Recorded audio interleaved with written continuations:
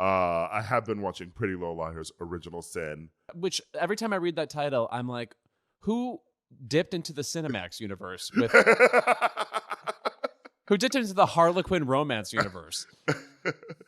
Doesn't sound like Krista Allen should be in it with someone rubbing like ice over her breast. Yeah. Welcome to Keep It, Cricket Media's show about pop culture and politics and what happens when they smack into each other at an alarming speed. I'm your host, Ira Madison III. I'm a television writer and Fall Out Boy fan. I'm Louis Fertel. I'm a TV writer and Jane Fonda historian. Let's get into it. And we're back for an all-new episode of Keep It. I'm Ira Madison III. I'm Louis Fertel, and I made the quaintest, cutest mistake this morning. Are you ready to hear it? I ordered some groceries, and instead of ordering 5 bananas, I ordered 5 bunches. It looks like fucking Donkey Kong Country in here. You're Shakira. That's me, yes. I have no choice but to be Josephine Baker for Halloween. I'll have my cute banana peel skirt all ready for the boys. I don't even get through 5 bananas. Honestly, it's a mysterious fruit to me because I feel like it's the kind of thing you eat because it's a fruit with some integrity, so it like fills you up. But at the same time, is it just sugar? Like, does anybody get like ripped because they ate 4 bananas a day? I don't know. Again, it feels like Diddy Kong behavior. I love a banana, but yeah, I truly feel like bananas for me are the metaphorical representation for attempting to try something new. I feel like you will buy a bunch of bananas, sure, and you'll eat one. Mm-hmm. And you'll be like, oh, that was actually good. I do like bananas because I love the taste of bananas. And then you'll have another one. The next day, maybe you'll have it. By the third day, you just got dead bananas and fruit flies.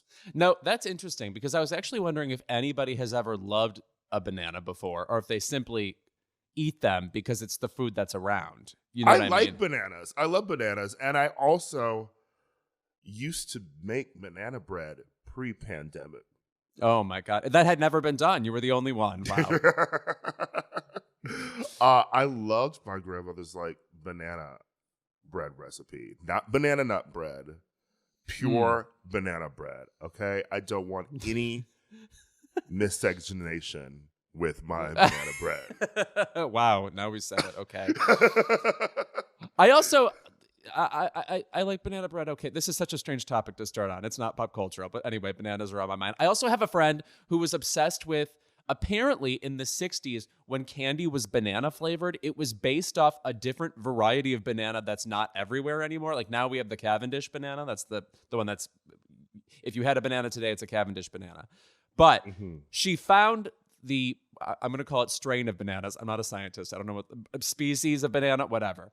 And tried making them in her backyard because it has a different kind of sweeter taste than what you're familiar with now. And I don't think she successfully recreated that like she's Luther Burbank, but more of a pajama flavor to the banana. Those were the first bananas. Yes, the originators of Bananas Inc. Australian icons, by the way. Also, I mean, they were I sort had of like no idea that they were Australian when they were beamed onto our television sets when we were kids. Like, did they have Australian accents?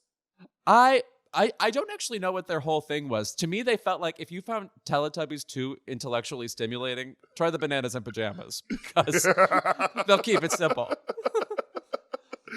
Republicans would definitely come after Bananas and Pajamas today. Oh, yeah. Well, what are they up to? They're naughty, you know. Also, they're matching. We find that a little suspicious. And what do they do when they unpeel? That's right. Wow. That reminds me, by the way, here's another tangent. Speaking of bananas, you know the album, The Velvet Underground and Nico with the banana album cover? Of course. I was just listening to that recently. They are the weirdest case of a band, or that album specifically, that is queer and nothing is gay about it. Like they're really hard-bitten straight men with a lady vocalist singing about things like heroin and, you know, being disillusioned with life or whatever's going on in that album. But it's the proximity to Warhol that makes everything they do seem kind of cool in a queer way. Anyway, it was boggling my mind recently. I think it's also like that's a 1967 album, and like Yeah. I think that like a lot of Yeah, the that counterculture moment. Yeah. Mhm. yeah, Jinx. I think the counterculture moment is what really sort of inspired a lot of queer shit. Anyway, Yeah. there weren't big delineations then.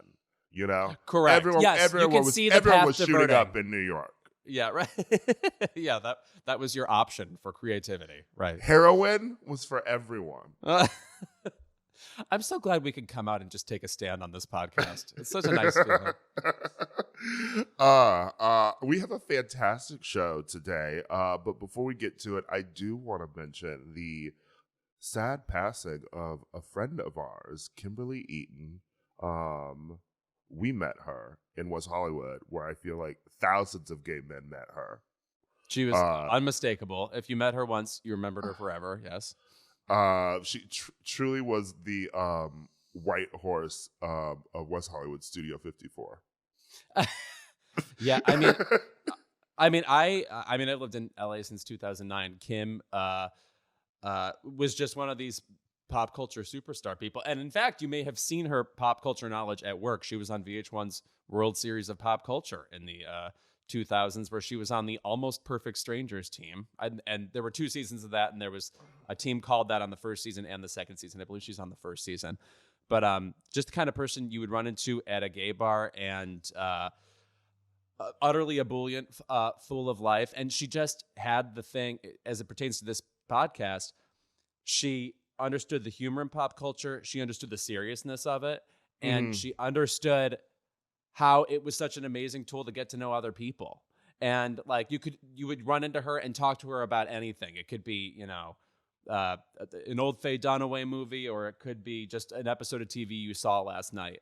And when I think of just the people I've had amazing times, you know, reflecting on pop culture with, she's been up there. In fact, when we were putting this podcast together, we talked about her. We were like, it should be her. You know, yeah. She's just somebody who knew everything.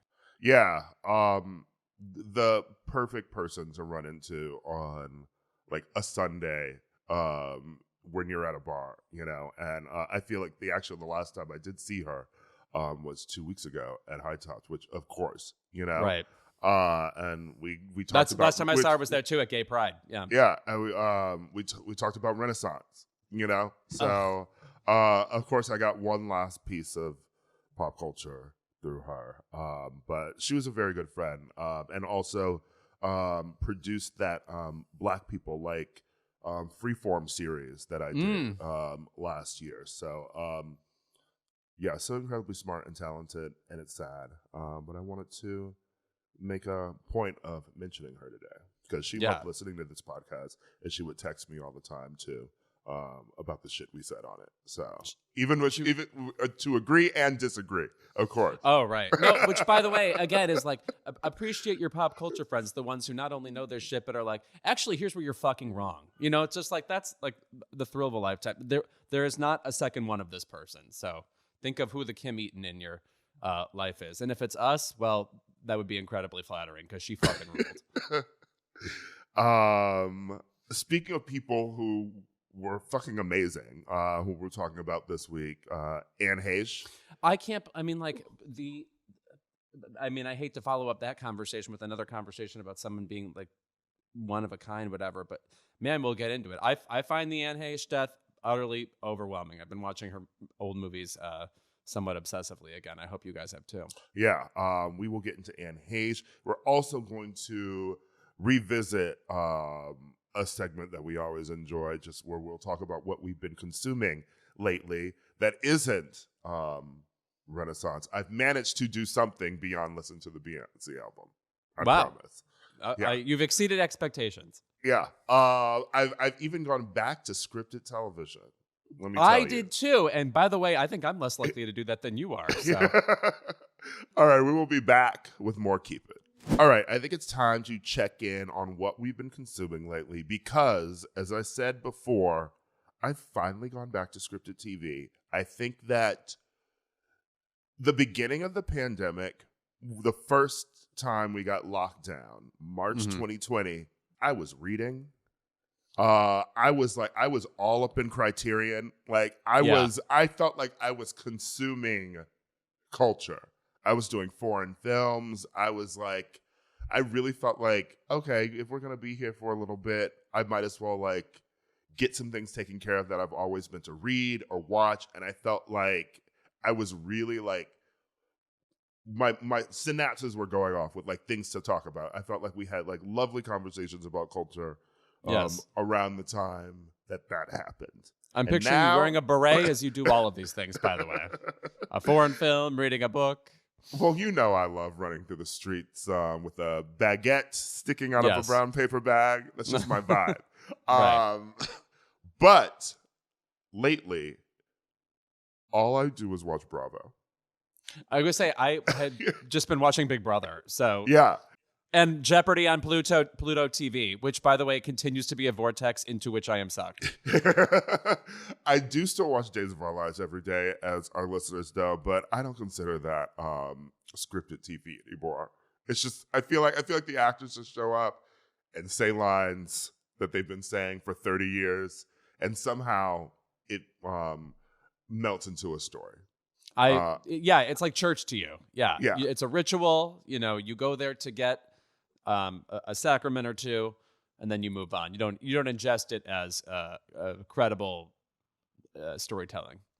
Except now, I've finally been able to consume TV that's been written by actual smart people. Well, some of it. I have been watching Pretty Little Liars: Original Sin. Which every time I read that title, I'm like, who dipped into the Cinemax universe with? Who dipped into the Harlequin romance universe? Doesn't sound like Krista Allen should be in it with someone rubbing like ice over her breast. Yeah. The amount of ice on breasts in not just Cinemax, but like on Oxygen Network late at night, you'd see something at 1 a.m. where it's like, ooh, this robe slipped off me, and you can see the hint of an areola if you squint at the right-hand corner of your screen. Can our straight listeners let us know if that's a thing? Or Yeah. or you know, like, Softcore? yeah, Yeah. you know, like do or you know, like any of our like female listeners as well. You know, like do you get off with people rubbing ice on your nipples? Is that a It's thing? very body of evidence, very Yeah. erotic thrillers of the early 90s. I feel like one time I tried the Ricky Martin Livin' La Vida Loca candle wax like on a chest thing, and I don't think that goes over well. No, I mean, also there's something about the lighting in that video where it just candle wax fits into the sepia Latin moment there, whereas normally wax is just something hot that you shouldn't be holding in your hands.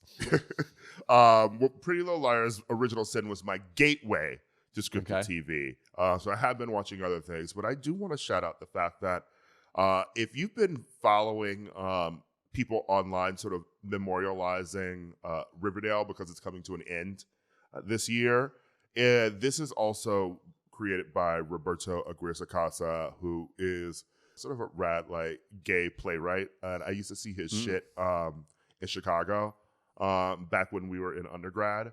He had like this really funny play called like Satan, I Love You, which makes all the sense now when you see Riverdale and this show. But it is just as bonkers as you thought.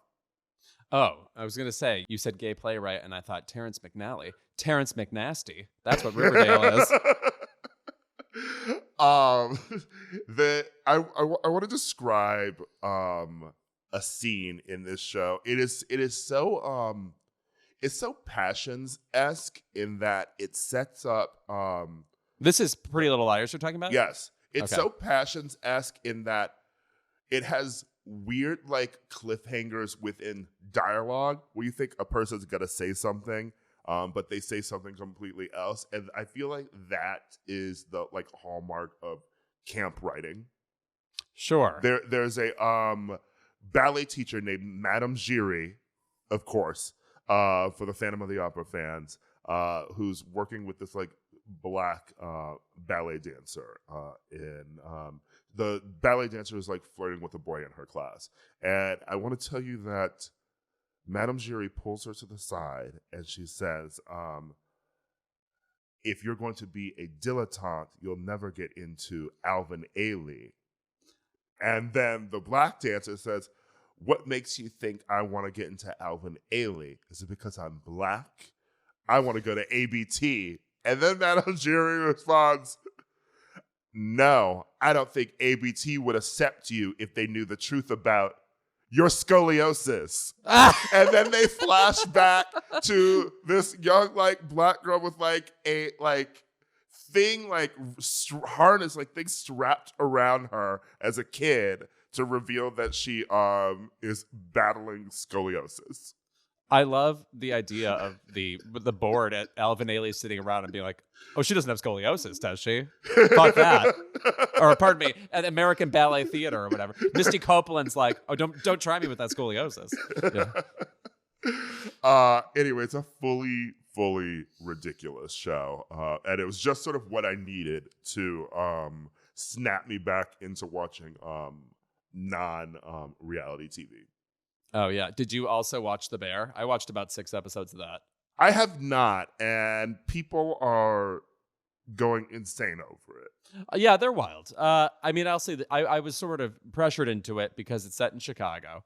And it's about the rigor of running a little Chicago restaurant.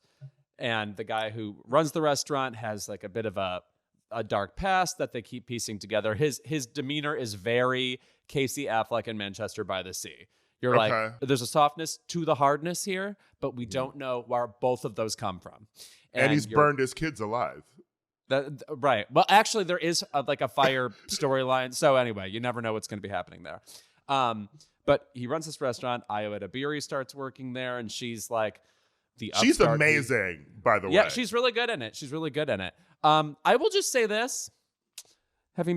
Being from Chicago, the accents don't really remind me of Chicago. I feel like they could have done more to get the really aggravating things we do. And I'm talking about like the way I say the word college or cafeteria, or the way like milk turns into milk sometimes. Like that, I think we could have paid more attention to that. But otherwise, this show, which is very tense in a Softy Brothers way, I called it Softy Fat Acid Heat when I was texting about it with friends.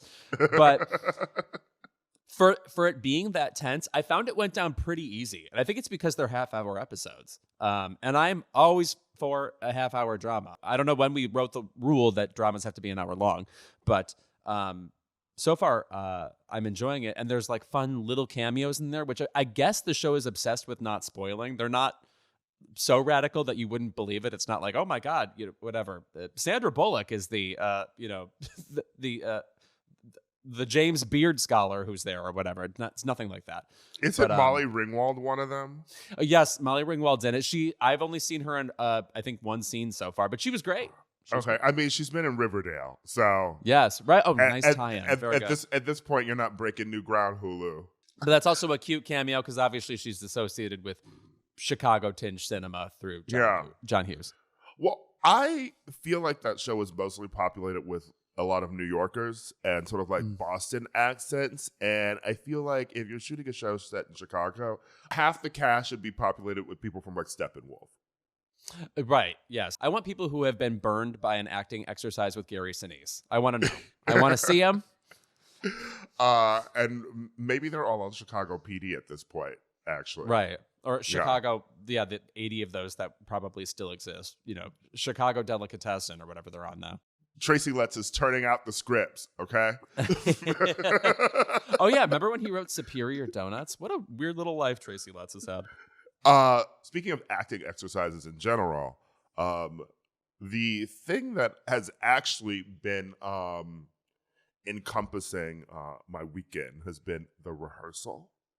Okay, which here's the thing about me. And I don't know that I've ever said this on the show. We're obviously in a universe where a lot of drama comes from quote unquote cringe. Like that's a part of scripted television we love and unscripted television.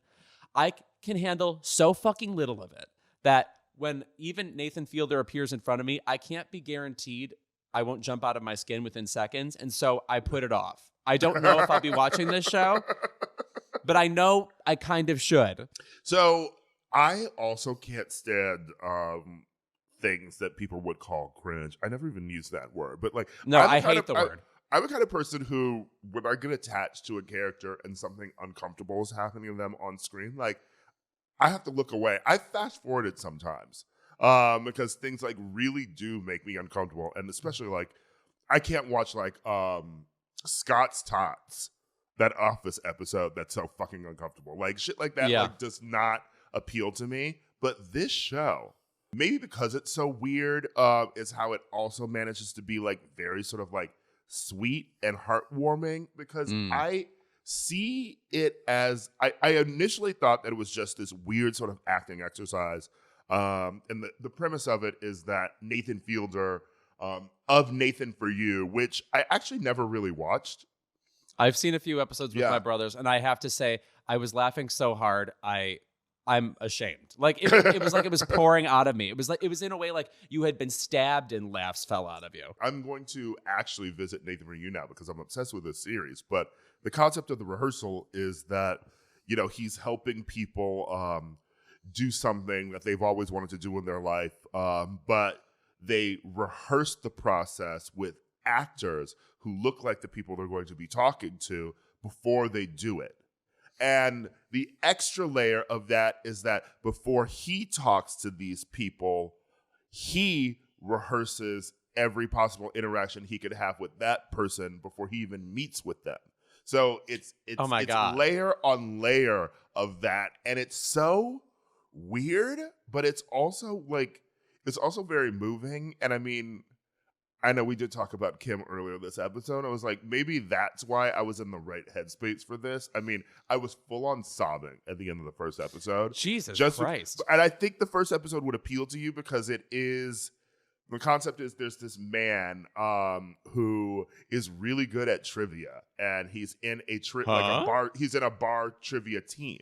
What? But when he met them, they all had master's degrees, and he just went along with that and said that he had one too. So he's lied about having a master's degree for years, and like a friend like keeps sending him like job postings, but you need a master's degree for it. And he feels like he's just been lying to these people for years, and he wants to come clean, and that's what the pilot is. Oh, wow. But I would say that this show is not what you expect. It's this is really a spoiler, but it's serialized. Okay. In the sense that the next episode is this woman who wants to experience motherhood. And so over the course of 2 months, she's raising like real people's babies who are like swapped out like every other night for another child that's aged up. So she's experiencing like birth to age 18. Oh, wow. It's a little bit Billy Madison. Yeah, going through all the grades. Yeah. But he gets involved in it, and then as he's doing rehearsals with other people, he keeps coming back to this, and it twists into more about being a show that's sort of about like him trying to learn how to have real human interactions with people. Because he has a very puzzling sort of demeanor. When he's talking with people, it feels like there's no emotions entering the fray. He's entirely zeros. He's broken down social interaction into zeros and ones. Yes, it's really sort of like breaking down the Truman Show and turning it into like a comedy, where like Truman though is the one running his own series. You know, I would say the highlight of it is episode 4, which like completely blew my mind and might be one of the best things I've seen on television all year.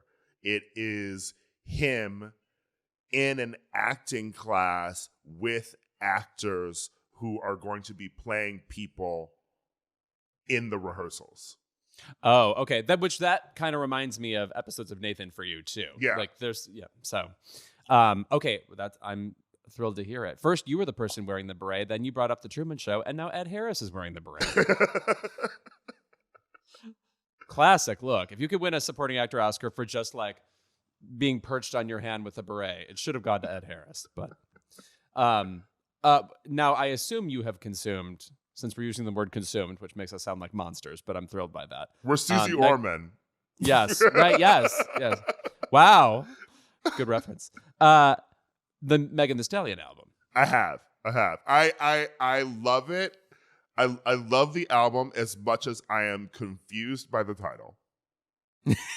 Yeah, it does feel like maybe she had 75 potential titles, and this was about the 60th one, and then It's they like, settled with it. Who's Traumazine and who? Yeah.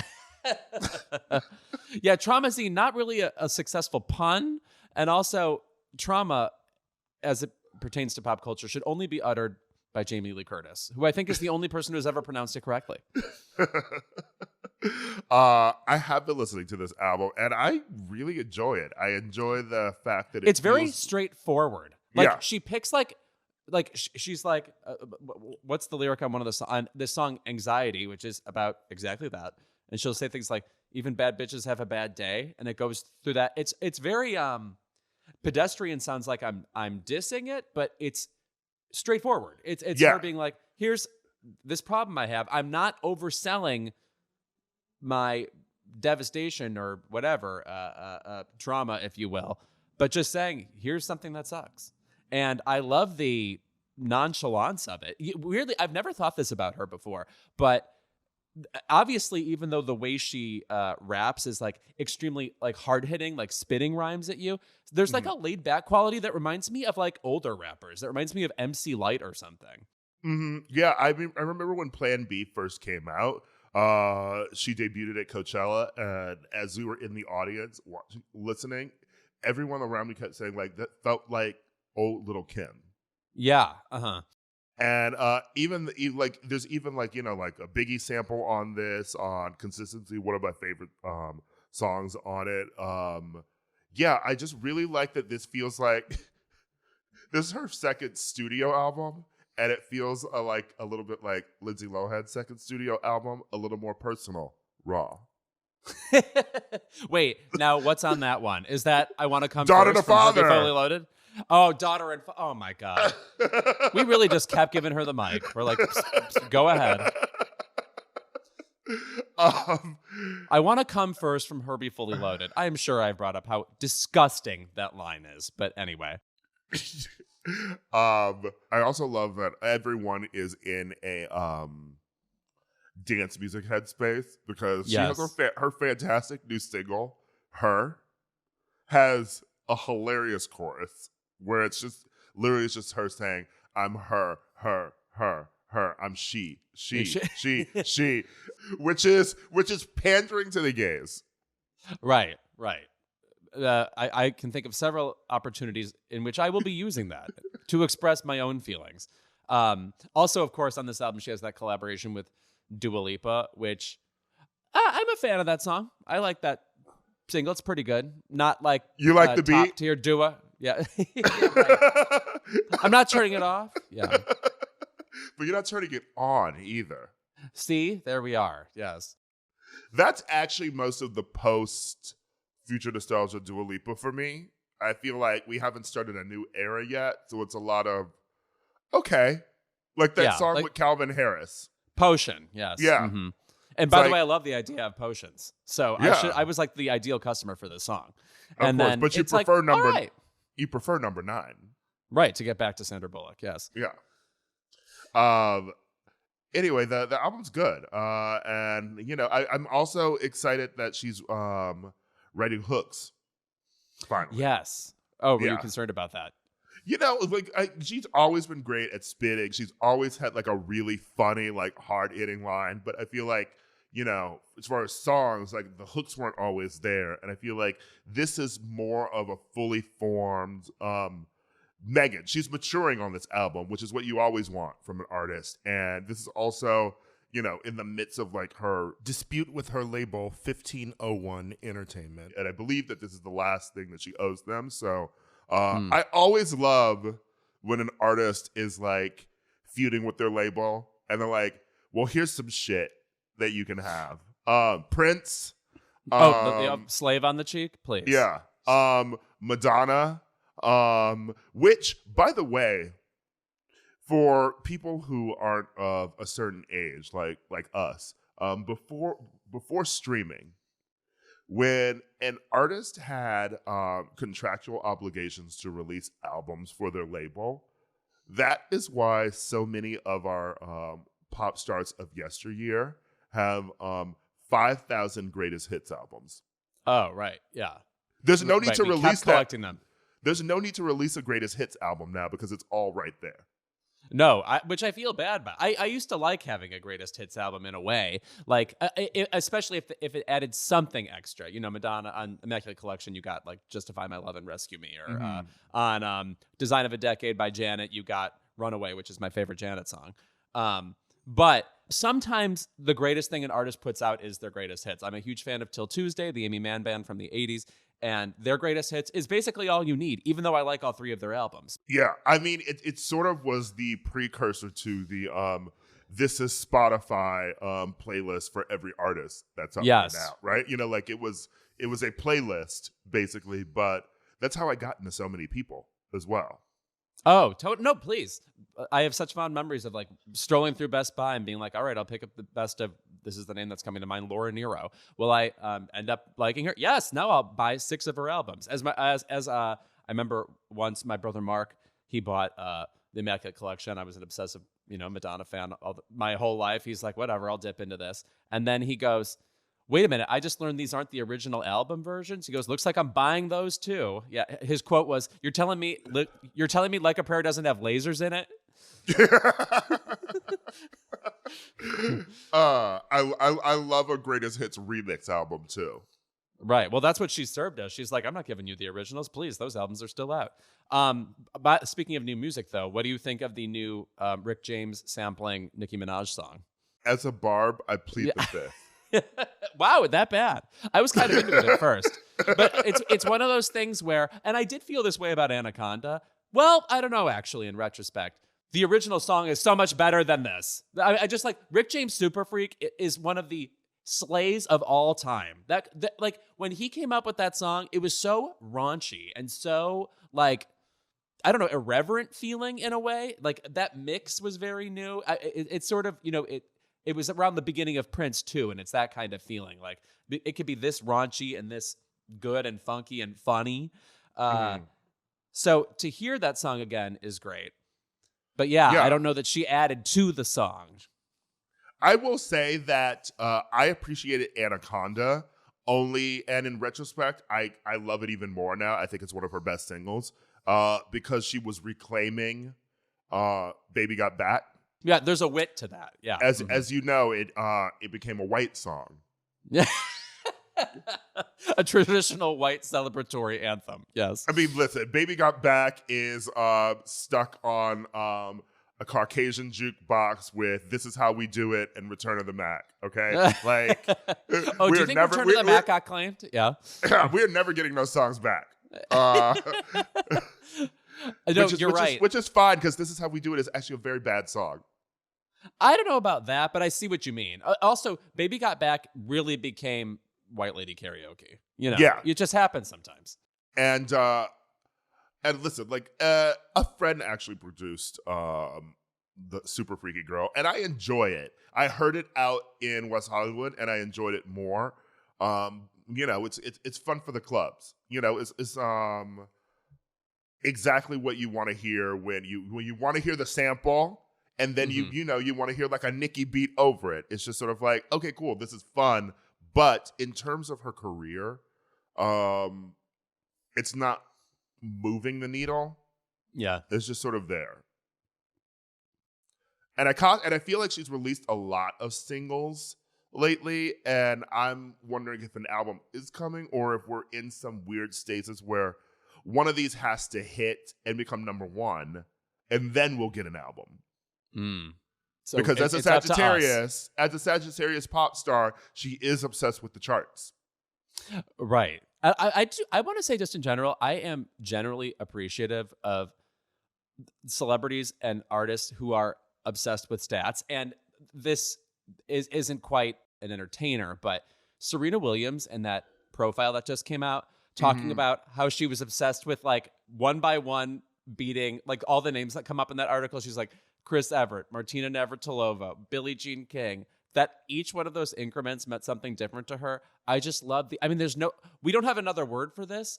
And I'm not using this in a derogatory way. It's something I would say about myself in terms of an obsession with statistics. Pettiness. Just like it means something to be that person. It means something different to be that person. Keeping score, if you will. Mm-hmm. Yeah, I mean, well, she's earned that. Right. No, right. By all means. No, do it. We love it, But Yeah. But it's so different than like interviewing an actress. Like you never talk to an actress nominated for an Oscar and she's like, "Well, I'm so fucking glad I beat Vanessa fucking Redgrave," or whatever. It's just so it's different in sports. I honestly wish more actors were like that. Your lips to God's ears. Please come on this podcast. Yeah. Please come and talk about who you still fucking hate. Yeah, right. From 1983.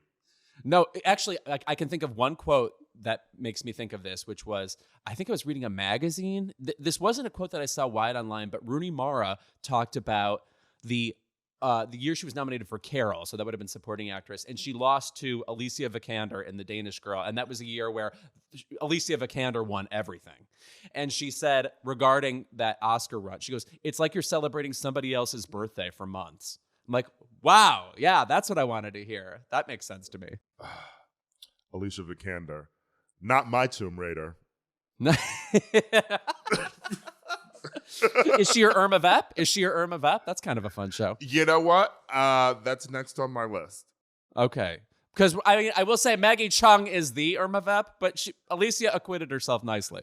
I had a whole conversation about this series with our friend Chris, and he won't shut up about it. Yeah. Well, I mean, yeah, it's his Carpenters. Right. Okay. Well, all right. I'll just put down this Carpenter's memoir I have next to me right now. But I realized in him talking about like it's based on a thing, based on another thing, but I've seen the original thing that Irma Vep is based on the from French the 30s? film, the French film, The Vampires. Yeah. Mm-hmm. So, I'll ease my way into the Irma Vep cinematic universe. Which is apparently deep, yes. Yeah. Anne Heche passed away over the weekend at age 53 following a fiery car crash a week prior. Her family released a statement. "We have lost a bright light, a kind and most joyful soul, a loving mother, and a loyal friend. Anne will be deeply missed, but she lives on through her beautiful sons, her iconic body of work, and her passionate advocacy." We're here to talk about her iconic body of work. And honestly, Anne Heche, I feel like, is a person we brought up before, obviously, but it wasn't until the accident a week ago that I really started thinking about, her filmography. And it's really fucking good, even if it feels weirdly like we didn't get enough of her. Right. Well, she's somebody who had like a short but productive Vogue period where she was in movies like Donnie Brasco and Wag the Dog and 6 Days, 7 Nights. Like, we really got a lot out of her in a short period of time. And she was in lots of good movies after that, too, like Birth. That's a performance I'm sure we'll get into here. But I know you didn't leave out I Know What You Did Last Summer. Oh, please. I think that she's the best performance in that movie. Not that she is. Not that anybody's coming out of that movie with anything other than a Saturn nomination, but she... No, she really is like a frightening, and it's a good character because they happen upon her and they want information about the brother, right? And we're like, what does she know? Is she onto them? And Anne Heche has that, routinely in movies, has that uneasy, tense feeling, fingers outstretched. I think I've said before on this podcast, I called her acting, "Don't touch me" acting, where, there's just a feeling of like general radioactivity about everything she does and a tenseness that I happen to associate with 70s actresses, somebody who they have a resting rage in a lot of what they do. It reminds me of Jane Fonda in a lot of her best movies, for example. But I mean, Anne Heche is very the embodiment of an actor who grew up watching Clue. Yes, right. No, and that's that level of drama and urgency and whatever she does. Actually, bizarrely, and I haven't thought about this in a long time. I when I was a reporter. I can't believe I got to call myself was a reporter, but that's what I was. A blogger, pardon me, for a movie website. I went to some event sometime, and Anne Heche was one of the people walking in. And, at these weird, PR laden events, you get a couple of questions with people, and sometimes they're, fun. I mean, like you write it up and it turns into nothing or turns into something. It's like a crapshoot. But anyway, Anne Heche was there, and we did a segment at my website called My Favorite Scene, where we would ask people what their favorite movie scene was. And a lot of the times it was actually pretty illuminating. Like, people always come up with something right away. For instance, our friend Kyle Buchanan, who has guest hosted on Keep It a number of times, once interviewed the cast of American Idol from that year, which was the Adam Lambert, Chris Allen year. And he said to me, he goes, I'm going to get one question with the cast, and I'm going to ask what their favorite movie scene is. And I know Adam Lambert is going to say his favorite movie scene is in Velvet Goldmine, when that singer is dancing on stage pretending to jack off with sequins. And lo and behold, he was fucking right. He literally got it. So anyway, it was like this weird litmus test for, celebrities. Like, what do they retain? And I was talking to Anne Heche, and we should steal that, by the way. Isn't that great? That, yeah. Movie line's dead.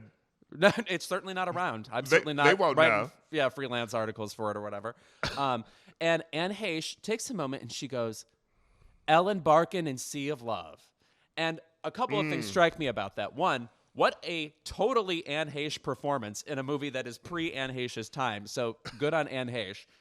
And two, that's obviously a movie that stars Al Pacino, and then later Anne Heche gets this star-making moment in Donnie Brasco. So I was like super happy for her that was the movie she had picked. But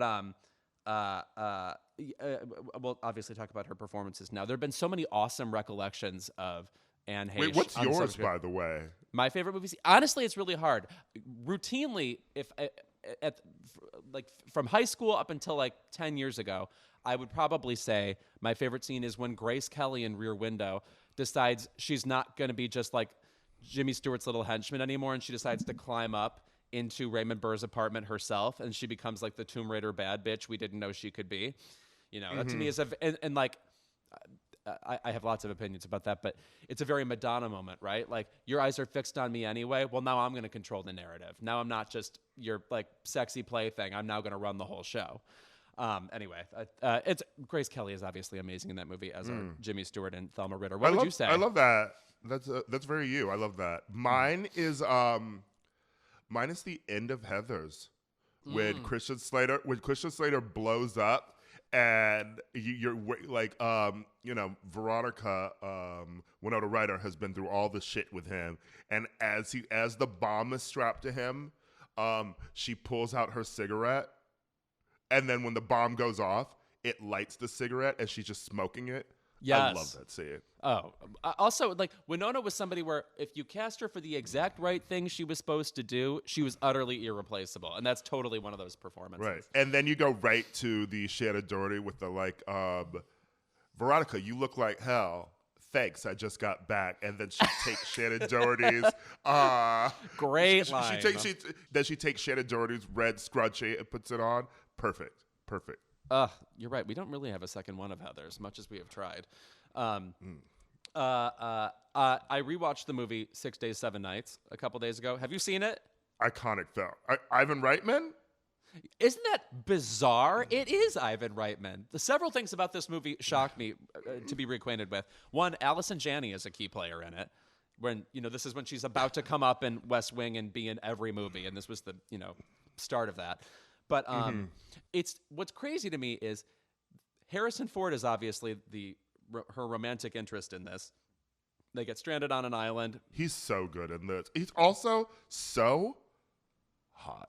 Oh, yeah, he's hot. I love Harrison Ford in this movie and Hollywood Homicide with Josh Hartnett. I've mentioned that on the show before, too. But I think like these are two like iconic, underrated Harrison Ford films. I'm going to throw in another one. Do you know what he's fucking awesome in? The Age of Adeline. I have not seen that yet. You but will it just not got added to Netflix. You will not fucking believe what that movie is. And I mean, all you need to know about the craziness of that movie is that Blake Lively plays Ellen Burstyn's mother. Okay. Yeah. Are you there? Are you in it? Yeah. I'm going to go start it now, actually. You can finish this on your own. Okay, great. But Harrison Ford in this movie, it's so crazy to me. That role would 1 year later be Matthew McConaughey. And you don't think of them as people who are like trade-offy actors, but really it's the same kind of charm, the rakishness, the ruggedness. But Anne in that movie plays somebody who's, too uptight. And like everybody in the late 90s works at a magazine. And, she has to like figure out how to get along with this ne'er-do-well man. And it's so hokey, but they play it so well. And she's just somebody whose energy is so strange for a rom-com because she is so spiky and so perturbed seeming. And to see that in a leading performance is just a rare treat. She's not going for charm ever. She's letting her sort of gruffness shine through at every moment. No shade, but the bad version of this film would star Taya Leone. Right. Well, also that's speaking of spiky. Let's talk about haircuts for a moment. They're in the same universe there. Yeah.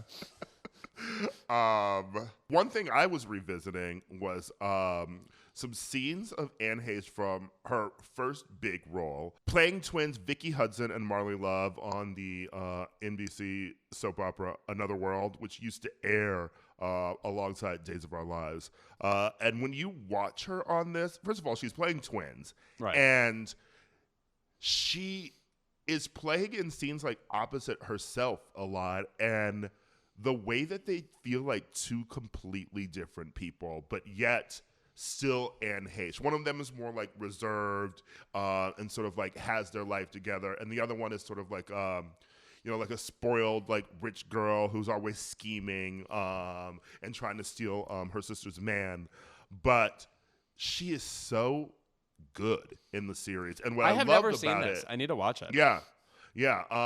She's so good in it, and also like got so many accolades while she was on the series, and then like obviously like she left to become a star. But she's also a person who like never looked down on that era of her career and like always sort of like revered Another World. And I believe she even like came back once. Oh, right. I think that's correct. There was an awesome recollection of somebody who worked with her on the show Men and Trees, saying like she was Great always, show. I've never seen it. I barely even remember it. I know Anne Heche was on it, but this actress was talking about how she routinely was asked what it was like to work with her, and there was always an air of suspicion and tee-hee about the question when people asked. And she goes, Anne was a fucking genius, never missed a cue. Like she the way she talked about her was if Anne almost had a photographic memory. Like she never missed a line, was always prepared and always kind. In fact, I posted something about Anne Heche on Twitter recently, and somebody replied to me that they were on the set of something she filmed, I think for television, and an actor was having a panic attack because he couldn't nail a scene with Anne Heche, and the director was yelling at the actor, and Anne Heche diverted his attention, just said, we'll get it, you're just with me, don't worry about him. And to know that there is just that layer of kindness and understanding about her, it breaks my heart, honestly, because so much of the narrative around Anne Heche over the years was that she was crazy, and was that it was mainly funny. In fact, I remember when 9/11 happened, get ready, Jay Leno, when he finally came back on the air, because obviously all those shows took time off, Jay Leno said, can you believe that before this, the top story in the news was Anne Heche? And at the, that was her talking about probably her memoir at the time, Call Me Crazy. Obviously her breakup with Ellen was, all over the headlines at the time. But we really treated her like, because she had mental health issues, like she was taking up too much space and basically didn't deserve to be famous. And it's just so it's so strange. It's just a narrative I don't associate with any man, first of all. And then secondly, she just went so underappreciated for strange reasons. And by the way, she brilliantly articulates so much of what she has gone through in her memoir, which includes a unbelievably painful childhood. She was abused by her father, who eventually died of AIDS. Her brother was killed in a car accident, I believe. And she's just one of those people who persevered until, she didn't. And I can't believe she had the grisly end she did, but it does not change what I think of Anne Heche, which is that she fucking ruled, and there's nobody else who gave performances like that so consistently. I'll add one more thing to that, which is You know, we talk a lot about being obsessed with actors and actresses on the show, and sometimes what we like about them is that they're chameleons. That, you know, like somebody like Meryl will play one thing and then she'll play the opposite of that thing, and then she'll play something else even stranger. But there's another kind of actor, kind of like Sandy Dennis, who's on the wall behind me, where they always bring a certain quality, and they can't make up that quality, and they can't disavow that quality even if they tried. And you want to see that again and again because it's rare. And Anne Heche was one of those people. Whenever she was on the screen, there was like, you couldn't write this thing into a script. You just bring it. And I will miss that thing. She was so consistent and generous in giving it to us. I mean, honestly, I'm grateful for her television era. Like Men in Trees, I watched that. I watched Hung. She was great on Everwood. Nip Tuck, Nip Tuck, you know, lots of great performances. On Nip Tuck. Ally McBeal, you know, like she was just great in those shows too, and sort of Tony nominee too. Yeah. You know what I watched for the first time after she passed was Catfight, her film with Sandra Oh, yes, which is amazing. Tell me what it is. So Catfight is basically it's from like Onur Tukel, like a Turkish American director, and it's this weird sort of like black comedy where Anne Heche is a lesbian. She's involved with Alicia Silverstone, who gives an amazing performance in this too. Anne Heche and Sandra Oh both knew each other from college, and Sandra Oh is sort of like this rich trophy wife now, and her husband does like military contracts. Her husband is Damon Young, who played Lisa Kudrow's husband on The Comeback. Right. Yeah, and he's so good at playing sort of like a character who's funny on the outside, but you realize he's sort of like kind of an asshole to his wife. Yeah. No, you literally brought up that character, and I like shuddered a little bit. Yeah. But anyway, he does like military contracts, and Sandra Oh is wealthy, and Anne Heche is a struggling artist. And they run into each other at this party that Anne Heche is catering for Sandra Oh's husband. And they sort of go back and forth about their lives because Sandra Oh's son wants to be an artist.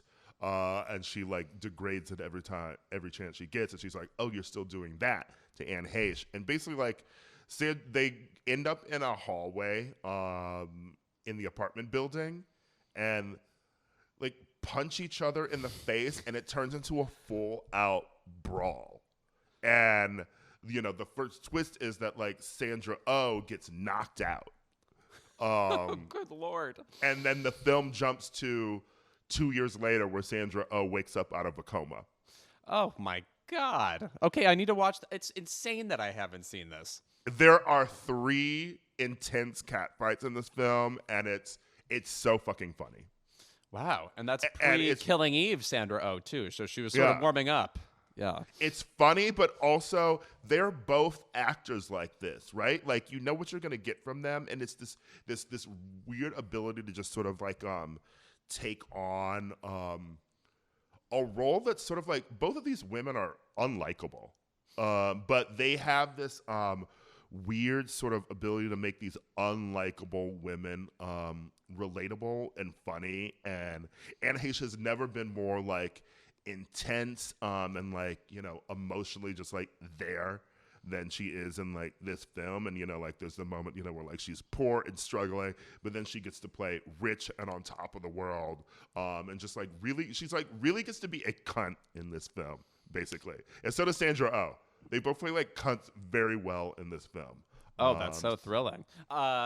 We brought up Birth before, which is, if you know any Nicole Kidman stan, Birth is sort of like what Black Swan is to Natalie Portman. It gives you as much intensity as possible. It's a strange movie, kind of a thriller. You're kind of wondering what's real and what's not. And Anne Heche has a supporting role in it. And all I can say is she almost steals the movie from Nicole, who is downright devastating in it. If you've not seen that, I would almost call that the definitive Anne Heche performance. So check that out. I just want to say also, Anne Heche was like on Dancing with the Stars a couple years ago. This has the feeling of the Whitney Houston death, and that you sort of thought the worst of it was over. But then, you know, like we thought she had recovered. You know, Whitney gets the comeback album, and then we see her, and she seems, you know, up on her feet. But then, of course, you know, things get in the way or things change or whatever. And it's just, there's that extra heartbreak to it. Like, oh God, I thought, we had seen through the worst of it, but And by the worst of it, of course, you mean playing Marion Crane and Gus Van Sant's shot-by-shot remake of Psycho. I mean, not a bad casting idea for Marion Crane. But what a weird! I was just looking at stills from that recently. I had forgotten we had put William H. Macy in that. He plays the movie. Martin Balsam character. Yeah. Vince Vaughn. Why Vince Vaughn? Anthony Perkins Vince was Vaughn? Yeah. so weird, and it's especially weird coming from a faggot like Gus Van Sant. Right. Because it's makes no sense. It's like what were you trying to do in this film? I have so many questions about this film because it's actually. I feel like I saw this Psycho first. Which is possible because it was certainly extremely hyped at the time. I just want to say about Gus Van Sant in general, routinely in a movie, he'll make a couple of choices where I'm like, why? Namely, I saw Good Will Hunting recently, and in it, like, you know how Elliott Smith songs go throughout that movie? Okay, this is a movie about rowdy men getting into fights and occasionally having a sensitive moment. To hear Elliott Smith's moody ass, like, between scenes makes no sense. I don't know why he chose him. Also, one last thing about Catfight. Dylan Baker's in it as, like, the coma doctor, and he's so fucking funny in it. And that just reminds me that during our What We Were Consuming thing, I neglected to bring up the CBS show, which is now Paramount show, Evil. People love that show. It's one of the best fucking shows on TV. So people should watch that too. All right. I'll get on that. Anyway, Anne Heche, great, one of a kind. Thank God we had her. My God. Yeah. All right, when we're back, keep it. And we're back with our favorite segment of the episode. It's Keep It. Louis, what's yours? Well, as you know, I've only heard of two pop culture topics, Jeopardy and Madonna, and I've chosen to talk about one of them. As we record this, it's Madonna's 64th birthday. It's also, of course, whose birthday? Whose 64th birthday? Angela Bassett's. Very good. See? You would be on Pop Culture Jeopardy. See? Yeah. Happy 64th to them both. I'm sure they're celebrating together. Yes. Yeah, I guess I'm trying to think of a reason they would have to interact. Maybe they were at some Oscars at some point together. At any rate, Madonna's birthday. I thought I would do a Madonna-themed Keep It. Keep it to people who can still only stand to say about Madonna, she's a good businesswoman. You may as well call her a liar and a thief. I'm sorry. It's just not a compliment enough for what she has done, for how active she has been in shaping pop music, for how active she has been in reshaping the idea of being a celebrity. Truly, we had people like Elvis Presley before her, but nobody took the reins of what it is to be famous and say, oh, I'm actually going to do this, this, and this with this level of fame also. I'm also going to continue to be as provocative as possible, as in your face and articulate about what I'm doing as I titillate and occasionally patronize the men around me. I continue to say about Madonna that the greatest and gayest thing about her is that she loves men and laughs at men. And that she did that on such a gigantic scale, that she could be that Mae West-like in such a, an MTV environment, and an era awash with images. She still popped with how truthfully rad and righteous she was at all times. Obviously, she has some, shall we say, missteps in recent years. But it was never always going to be on the rails with Madonna, and I appreciate that too. So I just want to say, when you say that somebody is like a good businesswoman, first of all, you did not come up with that compliment yourself. You heard that from like some VH1 special from 25 years ago. So stop pretending it's like something. It's like when people say about gay men, well, they have such good taste. Yeah, I know you heard somebody else say that. I want to know what you think, though. And at any rate, it's just not that deep a compliment. It's not that impressive to say, and she's way more important than that. So, Louis, happy birthday. Who called Madonna a good businesswoman? Stop reading Fast Company. It just feels like something that men say begrudgingly. Wow, she really controlled her image and really made some good decisions. No, she fucking ruled, and we liked watching her. Come on. Yeah. We talked about Nicki already in this episode. Their song, I Don't Give a, off of MDNA. Which I just listened to recently. Nobody's best album. moment. Yeah. Horrible album. My hot take is that I think that Hard Candy is aged better than MDNA. I definitely agree with that. I also feel like Hard Candy is maybe an album where all the songs were basically just given to her. Because it doesn't feel like it does. I'm not sensing Madonna authorship on the lyrics, and I'm just gonna say, you know when you're getting that. Listen, they sound like Pharrell and Timbaland's like blackout B-sides. But on the I Don't Give a, that's where Nicki reuses the Jay-Z line, like, I'm not a businessman, I'm a business. Comma, man. And on that one, Nicki says, I'm not a businesswoman, I'm a business, I'm a woman, and I'm known for giving bitches the business woman. Iconic line on a Madonna song. Yeah. No, by the way, she sounds great on that song. I mean, Nicki obviously has countless underrated verses. Even her, I enjoyed her Super Bowl antics too.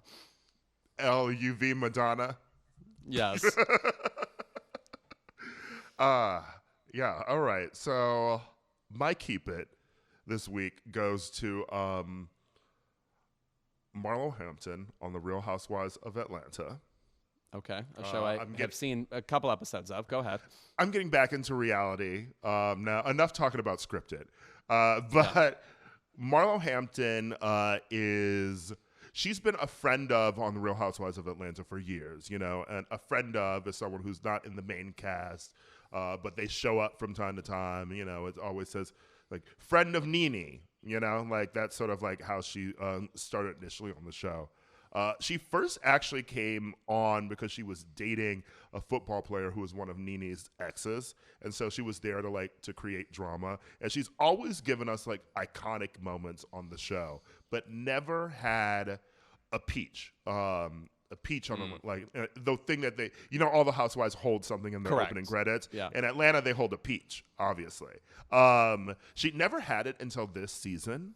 And I think that this is the unfortunate thing of be careful what you wish for, because she always created conflict when she was a friend of on the show, and now she's on the show with a peach, and she's just creating like unnecessary conflict with people without creating genuine connections, and it's sort of boring. And it's also one of the darkest storylines I've ever seen, because she, you know, has taken in her two nephews on the show because her sister's incarcerated. There's a certain period where she, like, it becomes too much for her, and she gives her nephews to her other sister to take care of. And the characters who do question, you know, her, like, giving away her nephews get snapped at. And it feels sort of dark and almost like she used her relationship with her nephews to get on the show, to make herself seem more three-dimensional rather than just, you know, a fashionista with mysterious ways of getting money. Everyone on the show for years has sort of insinuated that it's just like rich old white men who give her money. And she's brought a couple on the show before, but the nephews started out as a really sweet story, and then she gave them away. And it's weird seeing her, like, get Aston Martins for group trips, or, you know, like be like living it up in Jamaica on this cast trip right now. And it's really things where it's just like, okay, like her nephews, you know, have like the problems that most teenagers do. They're not doing their homework, you know, or they're like, you know, like talking back. And it's, you know, it's just, if you weren't ready to take in your nephews is one thing, but if you did it on a national scale, and now I feel like it's given a lot of embarrassment to them publicly just for a storyline. So I'm not happy Marlo got her peach, and I need it snatched back. I feel like uncomfortably dark is a tone that Real Housewives cannot handle. I would prefer they stay away from that. Yeah, I mean, stay away from Beverly Hills then. Right. Yeah. Or there's been been suicides and abuse and Salt Lake City. Yeah. I am also just constantly baffled by the fact that, like, I still find Jen Shaw likable, and she swindled money from old people, like literally preyed on them, and admitted to it now. She pled guilty, but I'm also, part of me is also like, you know, who did those old people vote for? Right. Let's find that out. I'm sure she swindled some bad old people. Who I'm trying to think of a Georgia celebrity who should be on Real Houses of Atlanta. Well, once upon a time, Jane Fonda lived in Atlanta when she lived with Ted Turner. And if she joined that cast, Jane's still up and doing projects and having a good time. I think she would slay on that show. I think she's still eligible. Jamie Lee Curtis appeared on Real Housewives of Beverly Hills. I'm sure you've seen that clip. Oh, right. Yes, I had forgotten. Yeah. And honestly, this is a random tangent. I was thinking about how like these shows, especially like can offer like a second life for a formerly famous woman, or like they would catch them at the right moment, like in a scandal, like it's done with Jen Shah and like Erica Jane, Teresa Giudice. Tammy Faye Baker, if Real Housewives was around back then, would have been the perfect person to have join the cast after her husband went to prison. Well, that's an interesting conundrum because I find that Tammy Faye Baker is so innocent, but also, within reason, as far as we know. But like, I wonder how she would interact with like people who are legitimately sassy. Would that break her immediately? I mean, I'll tell you what she would do. She would cry. So she'd probably be the Kim Richards, to be honest. Yeah, right. Yeah, she wouldn't be able to take it, and she would probably just like combust on TV. Also, by the way, I want to say something that you just reminded me of. Jamie Lee Curtis is one of the few people that I would compare to Anne Heche, in that there was in the 90s, they were both given movies to front, occasionally romantic leads, and there was just like a crispness and a curtness to the way they handled things, which I don't know. Again, I don't think we have that person anymore. I had not thought to compare those two until you just brought up that name. But anyway, I think that's a good ancillary for her. It's so interesting thinking about Jamie Lee Curtis too as like a scream queen and then her 90s career, mostly because obviously when women age in Hollywood, they're sort of like put out to pasture. And she's continued to have a healthy career thanks to also being a scream queen in Halloween. But, I think of Scream, where, they're watching the scene in Halloween there. And, it's like they're talking about, do we get to see Jamie's breasts, And it's like, it's wild remembering True Lies Jamie Lee Curtis, where it's just like sexy. Like that weird striptease scene in it that she was made to do, but it's like that was Jamie Lee Curtis then, just like hot. Nope, she did every kind of movie. She was in a Fish Called Wanda, and then of course her best role is Knives Out, of course. Which, you're a bigger fan than I. I do enjoy it, but. My favorite performance in that is Chris Plummer. Oh, yeah, obviously, icon.